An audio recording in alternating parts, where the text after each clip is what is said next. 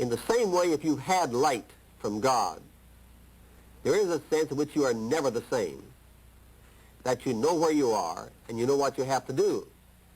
And even there, Jesus warns that if you've had light and do not walk in it, the very light which you once had becomes darkness to you because of disobedience. And there's a quotation from Isaiah, which he says, their heart has grown dull, their ears are heavy with hearing, and almost prays they should not hear. Read verse 16 and 17 for us. Blessed are your eyes, for they see, and your ears, for they hear. Truly I say to you, many prophets and righteous men long to see what you see, and did not see it, and to hear what you hear, and did not hear it. This statement in connection with the parables tells us that the people who are under the present dispensation, as we say, of grace, or the present church age, have insights into the truths of God if they will accept them that were not available even to the Old Testament saints. He goes on to tell the parable about which we have spoken, about the parable of the sower, and he explains it as we did last time. We will turn again then to Mark, and we'll read verse 21 through 24 of Mark 4. And he said to them, Is a lamp brought in to be put under a bushel, or under a bed, and not on a stand? For there is nothing hid except to be made manifest, nor is anything secret except to come to light.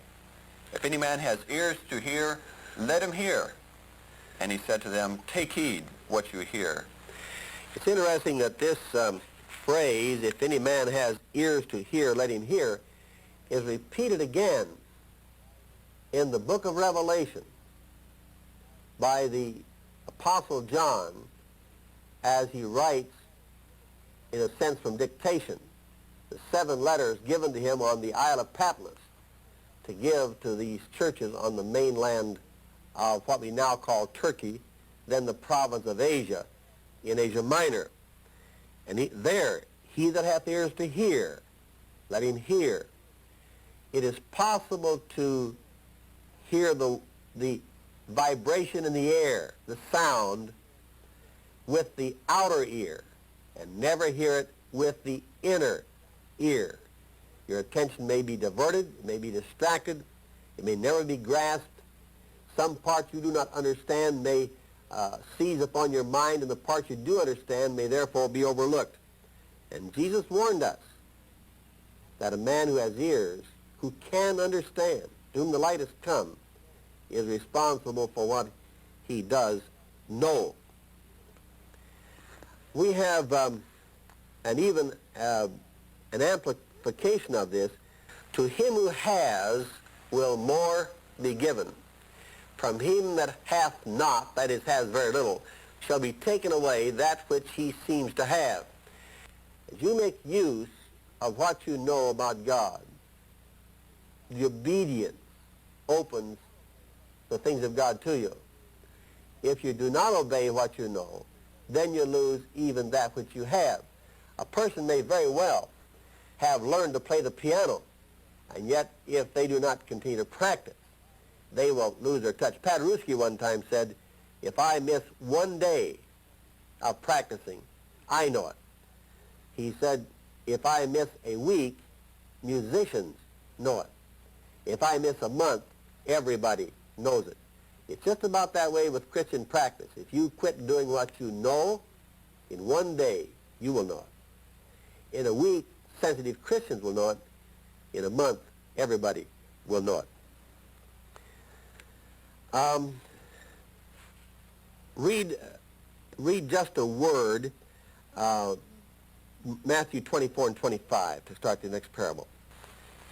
Another parable he put before them, saying, The kingdom of heaven may be compared to a man who sowed good seed in his field. But while men were sleeping, his enemy came and sowed weeds among the wheat and went away. Now, we commented on this last time and pointed out that this parable is very similar in its meaning to the later parable about the good and the bad fish.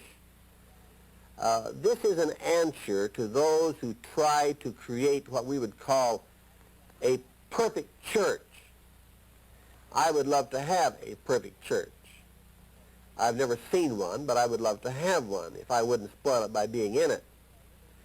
But there simply are limitations on people, and every organization is going to have a variety of members. In addition to that, all you have to do is have one child born into that church, and he will introduce the imperfections which he's inherited from his ancestors before they were converted.